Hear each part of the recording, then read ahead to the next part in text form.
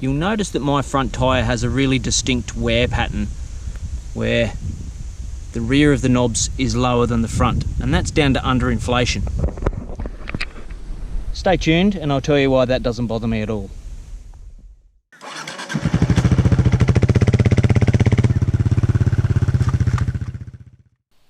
Tyres in general are a contentious issue, and tyre pressures are no exception to that. In this video, I'm going to try to explain some of the things that you need to think about when you're figuring out what pressures you need to run in your tyres.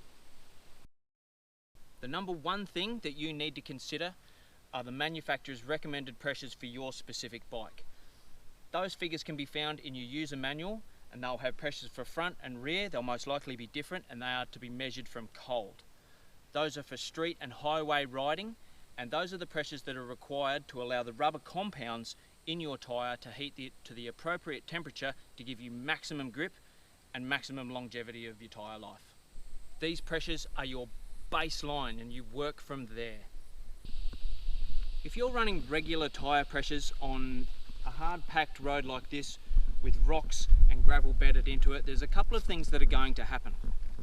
The first thing that's going to happen is that the front tyre is going to become a little bit skittish and skip across the road like so. The second thing that's going to happen is that because the tyre is skipping across the road like that, you're going to receive an overwhelming amount of feedback through the handlebars, and that becomes really unnerving. If you happen to overinflate your tyres, what you'll find is that you get a really uncomfortable hard ride where you feel every bump and jolt, and suspension just will not ease that at all. It's no good for the bike, and it'll also increase the tyre wear through the contact patch. In an effort to eradicate the skittish front tyre and the excessive feedback through the handlebars, riders will generally lower the pressures in the front tyre. And the effect that has is that it immediately reduces the feedback by giving you a softer ride. It also increases the grip by increasing the footprint of the tyre on the road surface. Some of the downsides to running low tyre pressures are increased tyre wear.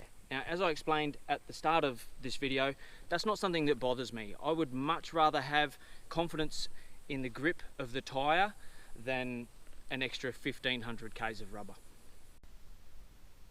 Another couple of potential problems when you're running particularly low pressures in your tyres are sidewall gashes and pinch flats.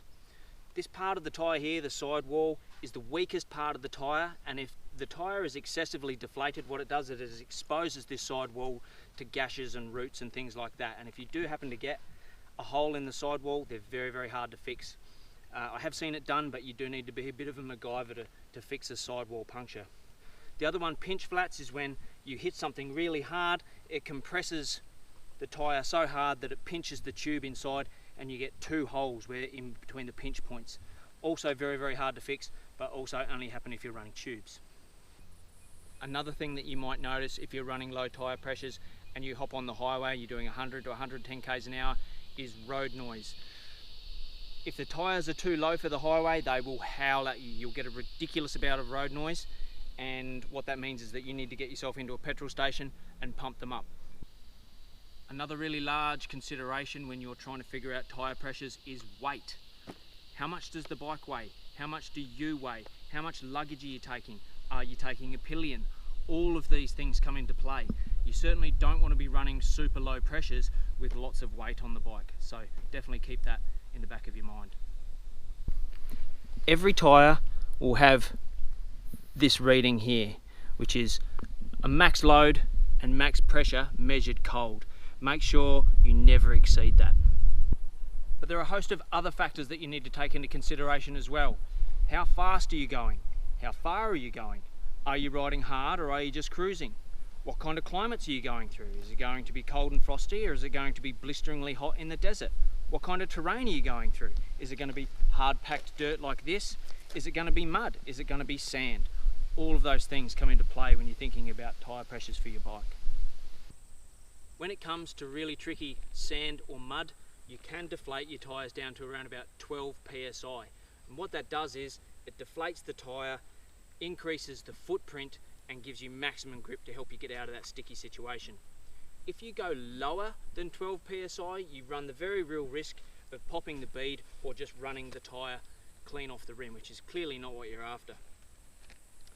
It pays to use rim locks or bead locks if you are planning to do extensive low pressure riding, and in any case, as soon as you get back to firm terrain, pump those tyres back up. Something that you're going to want to arm yourself with for everyday riding is one of these tyre pressure gauge. Just be aware, these aren't all equal, and just because you've paid a lot of money for one doesn't mean that its calibration is going to last any longer than a cheap one. Digital ones are quite good, but they run on battery, so as soon as that battery starts to die, the calibration goes on those as well.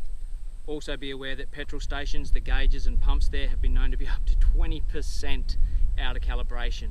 So take those readings with a pinch of salt rather than as gospel. One of the other things you're going to need if you're out on multi-day trips or heading out in the bush by yourself is one of these. And that's just a little mini compressor, hooks up to your battery and allows you to inflate your tyres as you need to. There's not much point having patches for your bike if you don't have a way to pump the tyre up.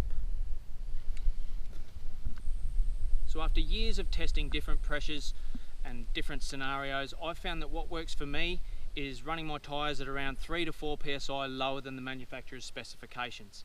That allows me to not pump them up too much, not let them down too much. That works pretty good for highway, pretty much all terrain, even sand, that works for me.